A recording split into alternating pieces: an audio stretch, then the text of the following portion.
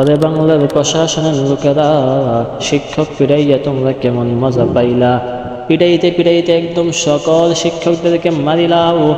বাংলার জমিনের মধ্যে একজন শিক্ষকটাও তোমরা অবশিষ্ট রাখিও না। তোমরা তোমাদের ভবিষ্যৎ প্রজন্মকে মূর্খ প্রজন্ম হিসাবে স্বীকৃতি দিও।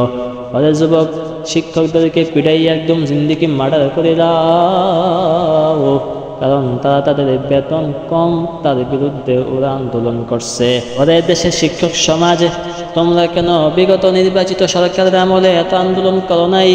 আগামী কয়েকটা মাস পরে জাতীয় নির্বাচনে, সেই নির্বাচনের পরে নির্বাচিত সরকার আসবে, তখন কি তোমরা এমন আন্দোলন করবা?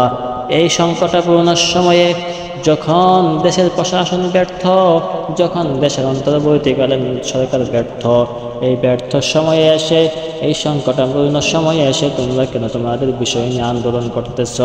এই সময়ে তো দরকার ছিল তোমরা শিক্ষকরা দেশকে সহযোগিতা করা, দেশের দুর্নীতিগুলোকে দমন করার চেষ্টা করা।